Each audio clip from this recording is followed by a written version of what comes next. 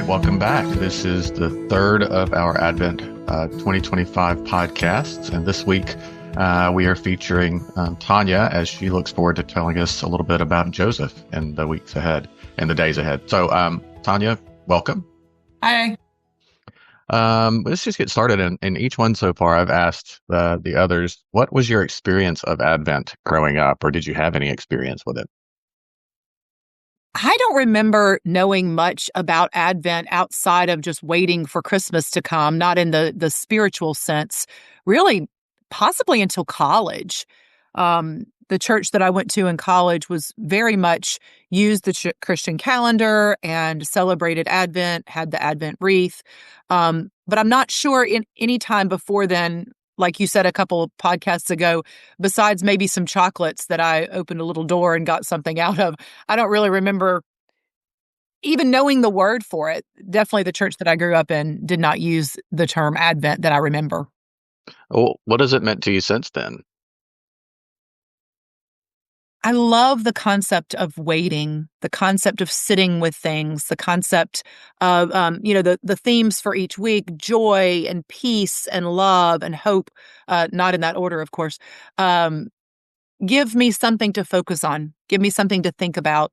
Our world can be pretty rough on us at times, and I think Advent reminds us to stop and wait and look at something different than the commercialization of Christmas. Hmm. Good. Yeah, I agree with that. As having come from a similar background, um, I, I guess if for folks that grew up with it, they might take it more for granted. But having come to it later in life, it's a really neat way to approach a holiday that's got so much around it, rather than just kind of coming up and tomorrow's Christmas Eve, I got to get all my presents. Yeah. Or that the time before Christmas is only about preparing for getting the presents, putting up the tree, and all of those things. I think it allows us and reminds us to stop and really focus on why we are celebrating as believers, why we celebrate Hmm. at this time. Yeah, it's true. So each week we've been doing a little bit of kind of education about Advent, since not everybody grew up with it, and just a little bit of about the Christian year in general, because at UBC we don't follow it as strictly as a lot of other churches would, but we do observe the rhythms of the Christian year. And as we mentioned before, Advent is both the beginning of the Christian year and the ending, as it talks about Jesus' birth and first coming, and also looking forward to Jesus' second coming. So the colors that we have typically that folks use to decorate sanctuaries and other things for this season, for the Advent season, is usually blue or purple. The same color that's used for Lent is purple. So if you see the colors up in our church or any other church, you know that if you see purple or blue, you're in a special season of the year. Really, if you see any color other than green, green is considered the ordinary time. So the time between Pentecost and then coming all the way back around to Advent is green. And there's some greens scattered out through other parts of the year. But really, you've got Advent that are blue or purple. Easter is white. Pentecost is red. And everything else is green. And as we have been reflecting in our litanies, and as you mentioned a moment ago, there's kind of a traditional group of themes for Advent. Week one is usually about hope. Week two about peace. Week three about joy. And week four is about love. And because we're having our own mix on that this year and talking about the ways that God has showed up in unexpected times and places, we're looking at those themes, but not holding on to them too tightly this year. Just kind of as a way for us to gather our thoughts and our minds around Advent each year. So, moving on from that, we are coming to this the section of ruining Christmas. Again, I was inspired to put this in the podcast because of our theology on tap discussion and how interesting it is for such a sentimental and powerful season that there's a lot of unknowns and things that we tend to ignore. And I have a correction from the last podcast, actually. So one rationale there, it regards the date of Jesus' birth. And I finally tracked down one that I see is actually makes sense. So the idea is that Zechariah was offering incense in the temple, And it's speculated that this would have been at a special season of the year, probably at Yom Kippur, which is the Day of Atonement, when all these extra offerings are added. And this would have been in the end of September, as it is every year. So we have that kind of date, end of September. Follow me here. When Mary is told about her pregnancy, she hears that Elizabeth is in her 6th month. So that would place Mary's announcement at the end of March. And so 9 months after that, assuming that that's when she conceived, 9 months after that would be the end of December. Now, there's a whole lot of assumptions in there that I don't completely agree with all of them, but that is one, what I think is a logical reason for having it at the end of December. As Just logical as can be. as logical as there can be for something that we really don't know. Another reason, and we discussed this some at the theology on tap, but the other reason that I've seen a few people mention is that they think that Christmas, because it's become so culturally significant, that Christmas, the story of Jesus' birth, overshadows the real importance of what Jesus came to do. And that is that Jesus came to die for our sins so that we could go to heaven, at least in one interpretation of the gospel, what that means. Um, and I guess if I agreed with that being the only reason that Jesus came, then I would understand that fact that the average person who knows just this cute story about the shepherds and angels and all of that doesn't understand the importance of what Jesus really came to do. But again, in my in my theology and my changing thoughts over the years is that Jesus, in some way, yes, Jesus' death and resurrection accomplished something that we don't completely understand. But that wasn't the only reason that Jesus came to do that. Because think about it, if God could have just wanted to send somebody down to die for everyone's sins, then why go through the messy process of being born? Why have this whole period of him growing up and ministering and teaching and all of that? There's something significant about that part too. And so, uh, while I understand how maybe some people would think that this celebration that Christmas has become could cover that up, there's also a lot to be said for the fact that Jesus was born and lived among us. And that's the way that John's gospel starts out. That the word became flesh and pitched his tent in our camp with us for a little while. And that coming of Jesus and that whole life that Jesus lived accomplished something. Again, we don't know completely what, but Jesus did teach us a better way to live. And that's something that I think Christmas actually brings to the world a little bit. That the And way that brings it's so much celebrated. meaning. Yeah. Like if we only look at the death and resurrection as the point or the reason of Jesus, I think we miss so many meaningful lessons that God teaches us through the life of Jesus. Um, it's so meaningful to me that people were looking for a king, and God sent us a child to a peasant woman. There's so much meaning in the way that Jesus came to us, the way that he pitched his tent, and then the way he continued to live. Uh, as most of our listeners will know, you and I don't preach a lot about the death and resurrection. We preach a lot about the life and what Jesus' life taught us and how we are to live this life because of the lessons that Jesus taught. Mm. Yeah. And if Yeah. we rush to the resurrection, and I struggle with talking about the resurrection at all during Christmas because I think we're so quick often to rush to that. I think when we sit with Jesus' birth, when we sit with these pieces of Jesus' life, we find so much meaning. Mm. Yeah. Exactly. So, at least in our opinion, take it for what it's Humble worth. as it is. At least in our opinion, we think that Christmas is still worth celebrating, yeah, even though we don't completely understand all the stuff behind it, and it doesn't completely cover up that. what Jesus came to do, because really Christmas and the way that it's celebrated and the giving of gifts and the emphasis on taking care of people and giving to the poor and all that really is the heart of Jesus' Mm. message. All right. So this week during worship, this Sunday, we'll turn our attention to the story of Joseph. So we've been using this theme of unexpected and the ways that God showed up in very unexpected ways and places and times in this story leading up to Jesus' birth.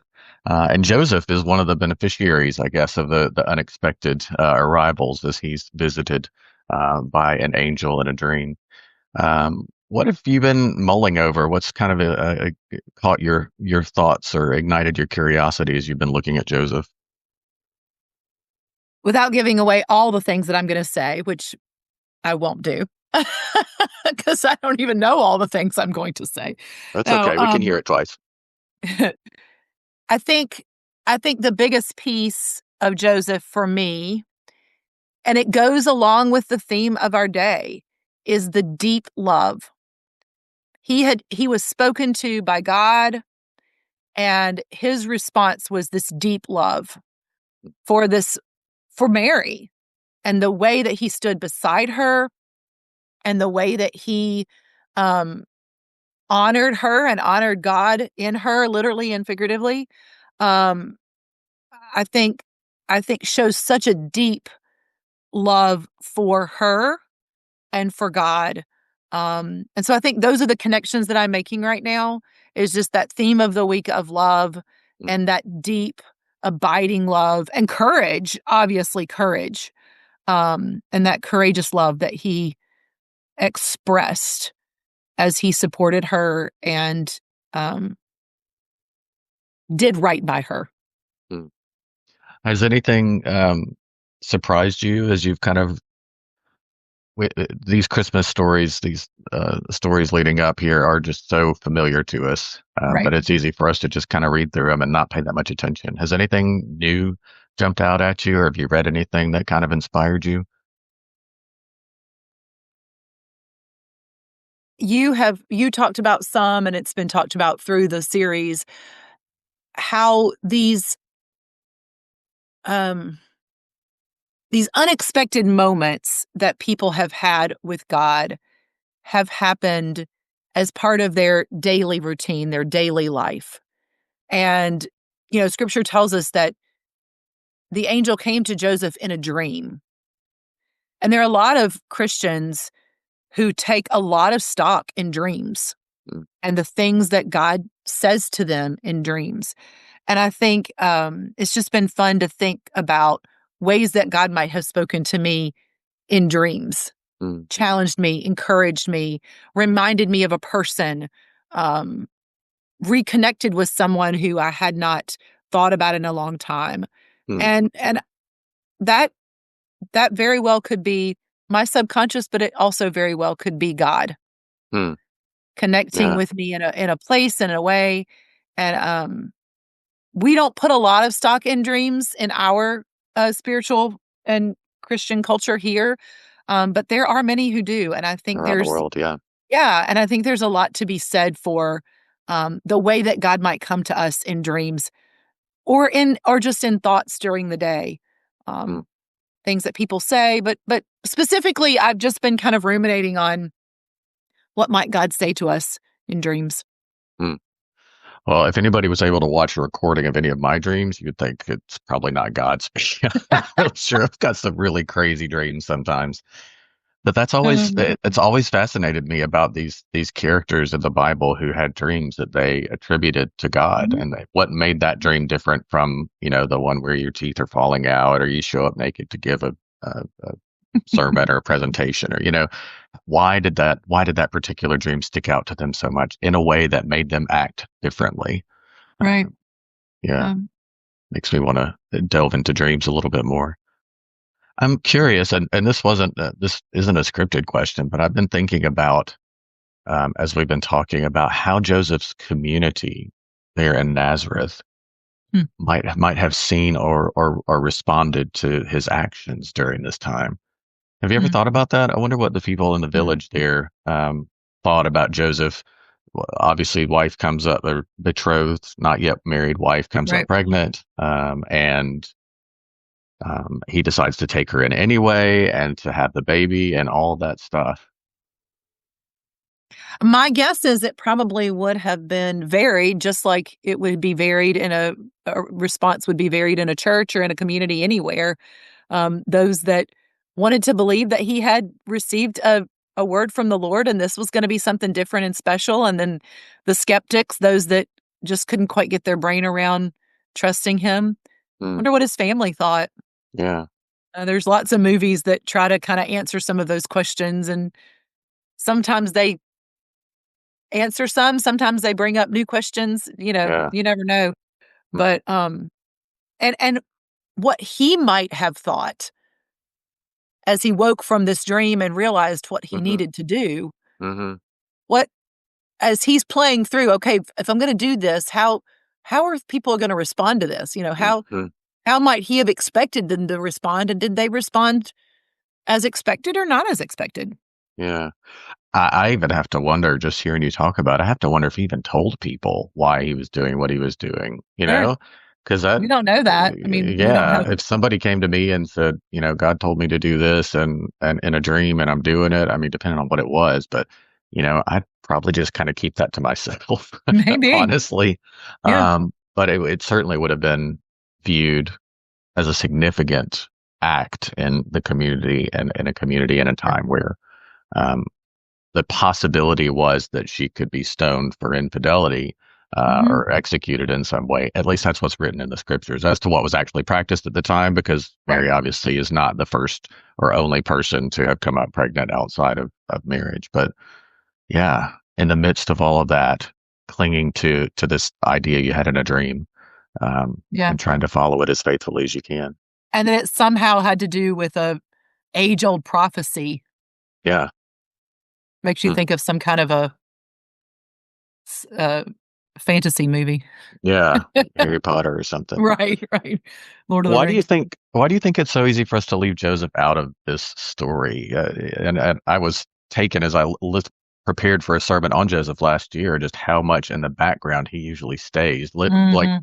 even looking at paintings and seeing literally way off in the background if Yeah. he's even portrayed at all.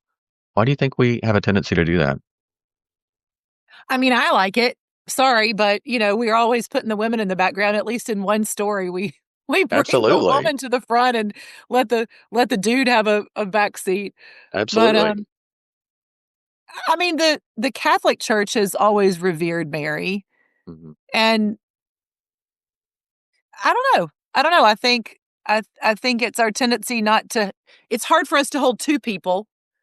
So, Mary was obviously the one carrying, and, um, I don't know. Do you have any thoughts? Yeah, I was thinking the same thing, that it is special in these stories. You think of Elizabeth and you think of Mary being the main characters here is in the Mm, beginning origins of John and Jesus's life. mhm.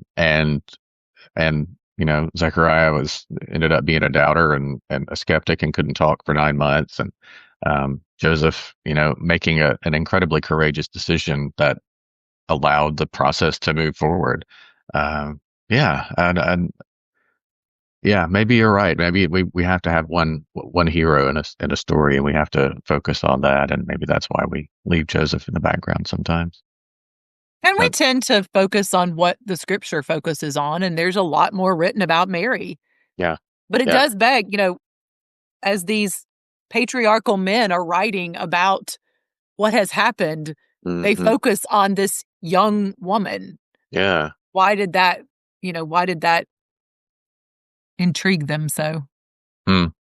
Maybe kind of holding on to the fact that Joseph wasn't Jesus' actual father, and to kind of Right. highlight the fact Yeah.